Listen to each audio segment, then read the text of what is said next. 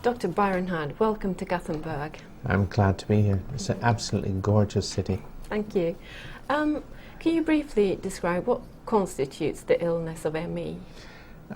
ME is, I understand it, and I've been looking at this for the last 25 years, is an acute onset illness where there is significant brain injury. But the brain injury is very different from a stroke or a malignancy. It's a diffuse injury where it almost looks like a cobweb has gone across the brain, and you can actually see this on SPECT and PET scans. And this change in brain function makes it, when any stressor comes upon the patient, and it doesn't matter if it's fatigue in the sense of physical fatigue or sensory fatigue or intellectual fatigue, the brain can't handle this extra amount of work, and it affects everything: walking, hormonal responses, intellectual response. And when the people are calm and they're not active or busy or not being disturbed, they can function quite normally. So they're in and out of a cloud, in a way of speaking. But it is a complex illness, and that is the primary injury, the central nervous system and maybe the gut. But from then on, it affects the organization of all body systems and all but body organs, some more than others. Yeah. What was your first encounter with an ME patient? My first encounter was in 1984 when a physician friend of mine asked me to go to a party in Montreal with him and his wife. And there were about 20 people at the party, and I was too busy to go, and they all fell ill in a small epidemic that occurred amongst the individuals. And I think there were about 20 people, doctors, nurses, and social workers at that party. And I don't know any of them that have ever fully recovered. Some of them improved, and for instance, one who was a surgeon couldn't stand any longer, and after about 5 or 6 years of recuperating, he became a psychiatrist because he just had to talk to the patients. And he probably was quite good at that, but your abilities to do hard physical work with this illness, and sometimes any physical work, is not only difficult, it can be quite impossible. Why did you decide to found the Nightingale Research Foundation? Well, I had this idea that if we had a foundation we could raise money, but nobody wanted to put any money into ME and chronic fatigue syndrome. We did get a sufficient amount of funds to operate, but certainly nothing spectacular. And I think the biggest problem is that most physicians, particularly initially, thought these people were all either crazy or lazy.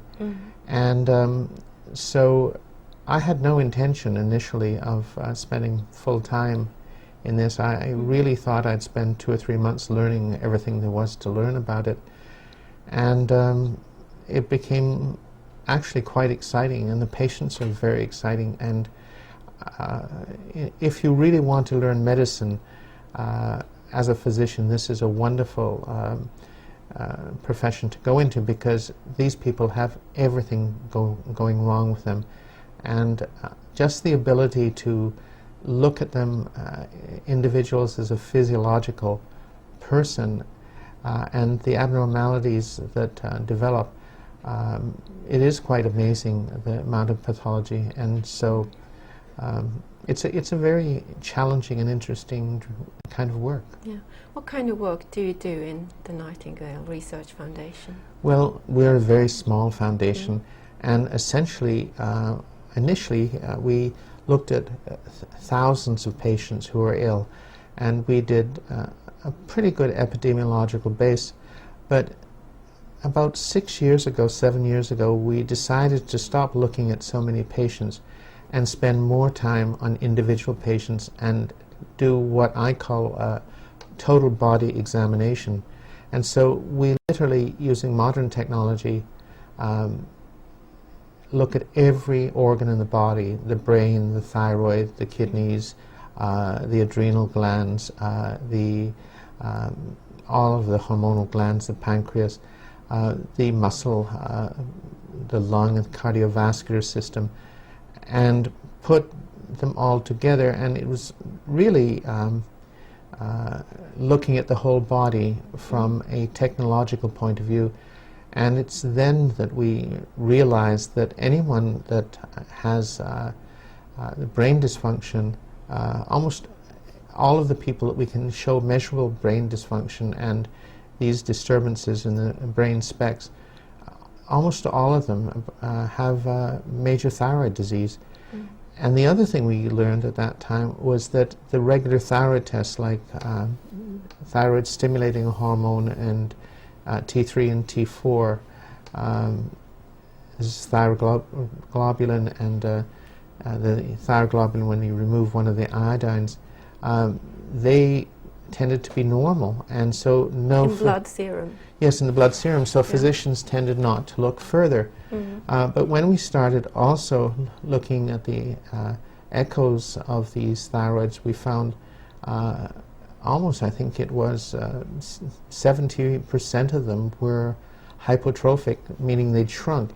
And if we caught the patient early enough, we could actually, if we did ultrasound of the thyroid every 6 months, we could actually show the thyroid shrinking before our eyes. And yet the blood serums were always normal until the thyroid got to 4.5 cc's, and normal is for a woman is 6.5 to 11.5 cc's. So this is why the tests actually didn't show positive. We also found an enormous number of cancers of thyroid in this group of people. The normal cancer of the thyroid range is 0 to 15 cases per 100,000 population. We're finding in 600 people per 100,000. So instead of 15 max, we're finding 600 per 100,000. And each one of the people that had cancer of the thyroid had enormous changes in their brain spect, so that they were literally dysfunctional. And we might have even given them the diagnosis of a Hashimoto's encephalopathy. Hashimoto's is a thyroid gland full of nodules, and hyperactive in parts and underactive in other parts. It's a well-known form of thyroid disease, but every one of these people with Hashimoto's as well had major brain changes. So we think the brain changes provoked the thyroid cancer and the thyroid disease. Would you recommend that ME patients have their thyroid glands checked up at regular intervals? Absolutely. Not just the tests, but for instance, a simple thyroglobulin, if it's over 60 units in the way we measure it, is suggestive of inflammation or cancer. The thyroid antibodies, thyroglobulin antibodies and mitosomal antibodies tend to be elevated before T3, T4 and TSH go abnormal. But probably the gland changes that we see the first are the parathyroid hormones. There's 4 little parathyroid hormones embedded actually in the thyroid, and in part they govern bone metabolism, and in part how fast, how slow the heart runs, as well as the thyroid does essentially the same thing. But often we see the parathyroids acting up before the thyroid. What treatments would you recommend for an ME patient with thyroid atrophy? Well, even if their TSH and T3 and T4 are normal, I would put them on thyroid medication. And a lot of physicians are doing that anyway now. I think they're believing that maybe at least in North America, that the normal range is really too high. But again, if you look at the ultrasound and you see obvious pathology and the person having symptoms of thyroid irregularity, and this could be many things. It could be fatigue, it could mean irregular heart rates, and the only way you can really pick up irregular heart rate is do a 24-hour or 48-hour Holter monitor. That's electrocardiogram that you walk around with, and it's a little like a Walkman, and you actually can see how regular or how irregular the heart is during the 24-hour. So all of these indicate thyroid dysfunction, even if the thyroid tests are normal. Yeah. You differentiate between ME and CFS. Why do you think it's important to do that, and what are the differences? Well, I'm unique in this. Most people do not. I was there when the chronic fatigue definition was started and published in 1988. It started in 1986, and I didn't think that the people there had ever seen any patients. And I've come to believe that if you look at the patients who have an acute onset as ME, meaning they fell ill after some toxic element, whether it's an infection or an epidemic, and you can measure the brain changes, these are the people that should be called ME. If you look at the people who fall ill slowly, I would call these chronic fatigue syndromes. And why I differentiate that is the people who fall ill slowly, so they're working and they don't feel well, but they can still work, and this goes on for a month, 2 months, 6 months, a year, 2 years, and finally they can't work at all. That group usually have hidden heart disease, for instance, coronaries that don't show up on the regular tests, but they don't have enough circulation to their heart. That's one thing that we find. We find people with major arterial malformations in their brain. They could be blocked. They could be blocked in the carotids. These are the arteries in the neck. Or even some of the main arteries in the brain totally obstructed. They could be obstructed from a missed brain tumor, or from some obstruction due to a bit of fat that got into the blood, or a bit of debris coming from the carotids. These are the things you have to watch. We routinely pick up missed MS, multiple sclerosis. We routinely, unfortunately, pick up brain malignancies. I had one boy who was an infant when the Chernobyl blew, and he was having a picnic with his mother and father just outside of Chernobyl when it blew. And when we looked at his brain, he had no brain from the middle of the frontal lobe all the way there. What was amazing, he had only 2/3 of a brain. He actually had his master's degree. So you can do a lot with half a brain. But the point is that even though he was able to do his master's and he's got a steady job, he's chronically exhausted. But this isn't true ME. This is what I would call chronic fatigue syndrome, with gradual changes of the shrinking brain due to the atomic exposure. We found the same thing with people working in an atomic reactor in just outside of Toronto, but we find so many things.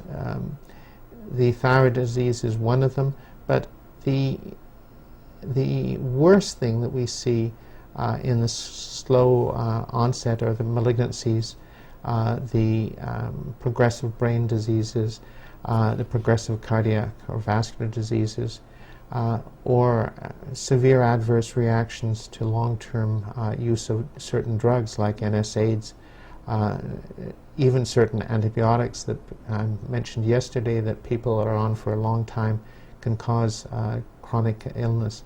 So you have to really examine these people very carefully. And the other thing I have to say is one of the faults that we as physicians have, we find something wrong with a person. We find the heart is defective, and we say, oh, we know what's wrong, and we treat that, and the patient doesn't get better. You have to examine the whole body, because often these people have 10, 15 different pathologies. And what we have found is if you investigate the entire body, not just stopping at the thyroid because the person has a thyroid problem, but examine everything, there may be 2 or 3 things that you can actually fix, and then the people get better, even if there's another 6 or 7 that you can't fix. And I think it's a little bit like the straw that broke the camel's back. The human organism can handle so much stress, so much injury, and still keep going. I mean, it is an amazing piece of equipment. And I think that it comes to a certain point that the body can carry a load of 1 injury, 2 injuries, 3 injuries, 4 injuries that are semi-permanent. But then the 5th and the 6th come and the body just can't handle that. And those are the gradual onset ones. So the gradual onset ones are not only just as ill as the ME ones, the acute onset, but those are the ones that can go on and die if you miss what is causing their pathology. Yeah. What are the most common pathological abnormalities that you find in ME patients besides the thyroid? Well, let me tell you the worst one, the one I find the most terrifying. And this is almost as though you were this is almost as though you were sentenced to a prison term for the rest of your life without any escape. And that is when the brain is so injured that the vascular system can no longer handle any movement. For instance, let me give the example of you're watching a football game. You're down in the basement, it's summer, it's really hot, and you're drinking a few beers, and the phone rings up in the kitchen on the first floor, and you have quite a few beers in you, and the blood soaks down to your legs, and it's sitting down there because there's a lot of salt in beer. And you start to run up the stairs to answer the phone, and you collapse on the stairs and pass out. And this is a typical physiological thing from too much beer and the pooling of blood in your legs. Well, the same thing happens with severe ME patients. They can't pump the blood around to their heart and brain, and so they start having pooling of the blood in their legs. And the other thing that happens is any movement you do, your body adjusts by cutting off blood in the non-essential areas. So if you're really working hard on an exam, you don't need a blood supply in your arms and legs, and you send it to your heart to make it go faster, and your brain to speed up, and it becomes supercharged. Well, if you can't control the mechanisms to organize the blood supply, for instance, if you start running up the stairs here, you don't need the blood in your brain, you don't need it in your arms, you need it in your legs to carry you up the stairs. Well, if your brain, the computer, can't organize that, these people can't do any of this. And what you see in these people is a condition called dysautonomia, or POTS, postural orthostatic tachycardia syndrome. They can't even move. They can't move out of the couch. They can't stand. Even standing, their heart starts beating.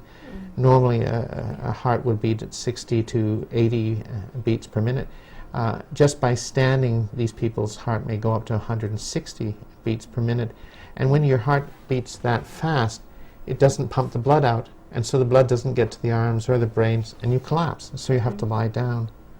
The terrible thing about that is we've known about that for years, and there's been no improvement in treatment of these people. You can put them in you could send them to the moon. You could put them in a gravity suit at 2 Gs and they'd be fine.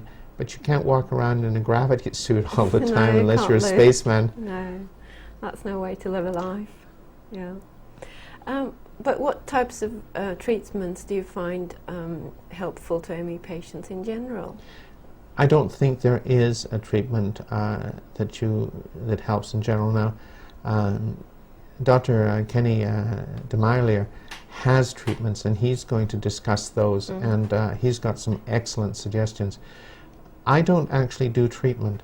What I do is I find what's wrong with the patients and send them to the appropriate specialists to treat the things that we find wrong. For instance, when we find major thyroid disease, I send them to a thyroid specialist. When we find cardiovascular disease, which we do all the time, I send them to cardiovascular people. When we find arterial obstructions to the brain, we send them to vascular surgeons to relieve that. Depends what we find. I think it's almost wrong to think of patients of just being ME and CFS. I think it's more important to think of them as being injured physiologically and pathologically, and to find as many of these injuries as possible, and those that are repairable, repair them. But you can only do this if you take these patients seriously and you actually examine them in a technological manner. The epidemic form of ME is said to have a cycle about 20 years, so we're due for another bout soon then. Do you think that swine flu will have an effect on the numbers of ME patients?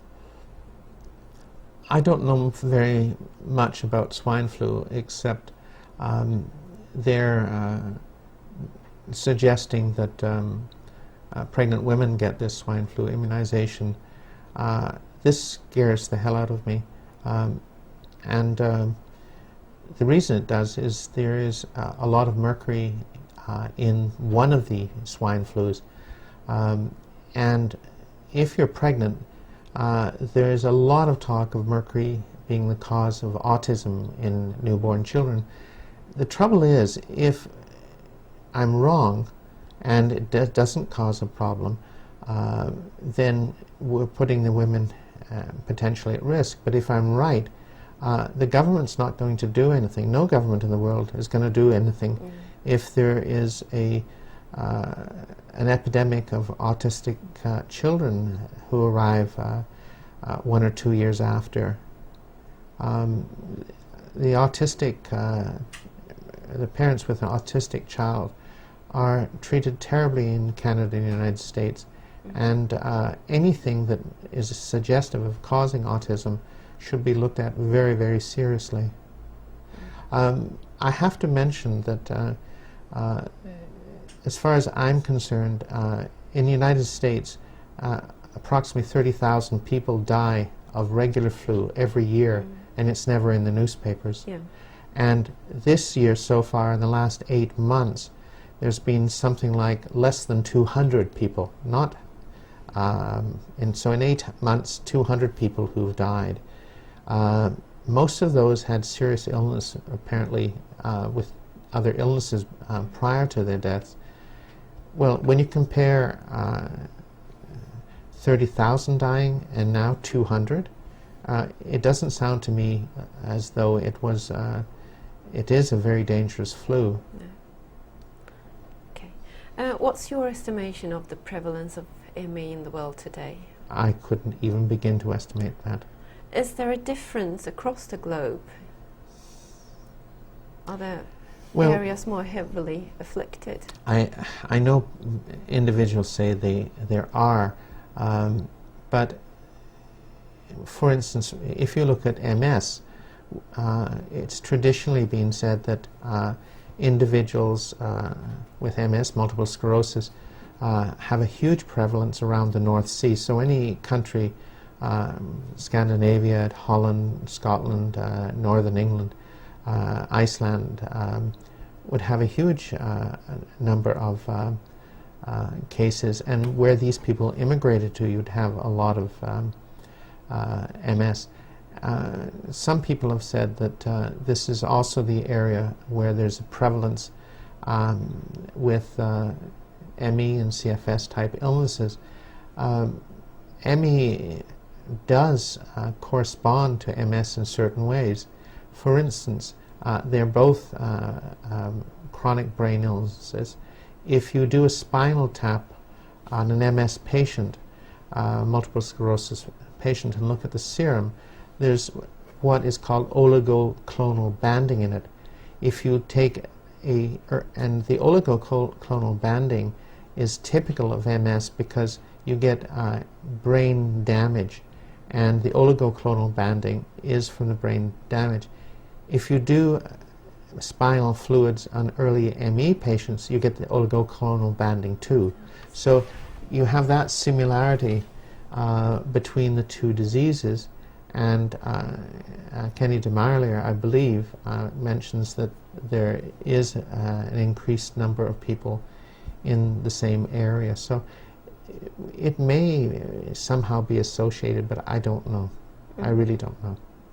What do you think about the new findings of the XMRV virus that's been I think it's that's a mouse virus. I think it's a contamination from mice in their laboratories. The same people last year were saying it was human herpes virus 6 and 7. The same people, well, different people the year before were saying it was an enterovirus. Every year there's a new viral theory, and it spawns a lot of money for people doing research in those particular areas. Yeah. And there's not much money for research, so I think this may be more advertising than science.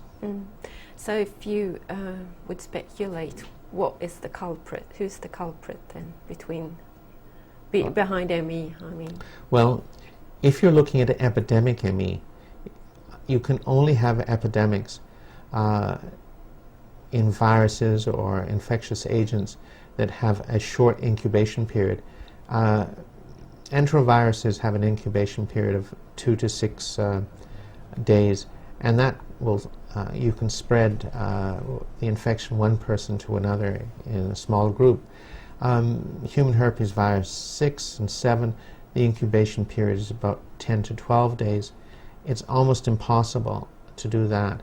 Epstein-Barr has an incubation period of 40 days. That is definitely impossible. I'm not 100% certain of the incubation period of the mouse retrovirus, but I think it is 20 days. Again, you can't spread an epidemic if my figures for that are correct. So, but that isn't really that important. What is important is that many things can injure the brain and cause an ME type illness, and whether it's a toxic problem, whether it's an injury from a virus or a bacteria, it doesn't make any difference. It's what can you do about it to diagnose it, and can you treat these people, which is important. How can you detect if an ME patient has a circulatory defect? Well, if you have the right machine, it's very easy. And if you look at the slides of the father of this 12-year-old girl that we just saw for the first time 2 months ago, you can see in the actual slide the face of the father is totally red except for the tip of his nose. He's got a cold nose. But the rest of his face is red. His hands and arms are red. That's because you can see the actual blood circulation. And when you look at the wee girl who's only 12 years old, in tremendous pain, and she's holding up her hands, you don't even see the fingers. They're like grey ghosts of a finger. There's no blood circulation. There's actually no red blood circulation in the hands or in the forearms. If you look at her shoulders, it's not red either, whereas the father is. She has 2 wristbands on, and that blocks the color, but except for that you can't see this. And this is not even a medical equipment. This is an instrument that is used to look at heat in the Science Museum in Ottawa in Canada. So I just send my patients there and I say, take a camera and when the guards aren't looking, strip off your shirt and take a picture of your daughter, your son, or your wife, or your husband who's got the problem, and bring it, and then do yourself to compare and bring it back. And I think these will show the severe pathology of circulation in these patients better than almost any medical equipment. And I don't know what you call them. We call them thermograms, but they probably have different names in different countries. Yeah. But I wouldn't be surprised if your nature or science museum in Gothenburg or in Stockholm or Malmö might have these. Yeah, they might. How would you treat that condition? That you're going to have to ask Kenny. Okay. And Kenny has a lot of information about high sulfuric acid levels in the blood, SO2 and hydrogen sulfide, and I think his suggestions are important. As I mentioned before, I'm not a treating physician. No. I'm looking for pathology and those things that we know classically how to treat. I refer these patients off to physicians who are experts in that particular area. What do you anticipate that the research will find in the next few years? I don't really know. There is such a cutback in medical services for all services in the Western world in the last 2 or 3, 5 years, and unless more money is put into research into these areas, I don't think there's going to be great advances. Now, that's a very pessimistic view, and perhaps that's not a good thing to be telling people, but individual areas like the vascular dysfunction, that is something we should be able to do something about. The recognizing thyroid illness in this group of people, even when the T3s and T4s and TSHs are normal, that is something we can do today, and we can treat these people and maybe not get them better, but certainly improve their health and make them have a life which is more livable. So I think there's a lot of things we can do right now.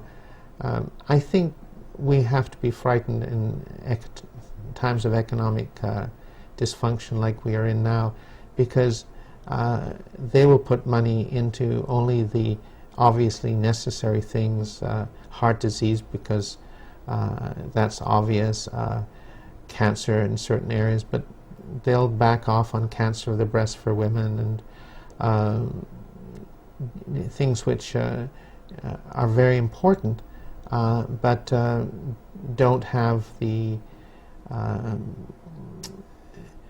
big money behind them. So I think all charities and all illnesses which are not mainstream, including things like MS, there'll be less money going into it, and this is most unfortunate. Yes.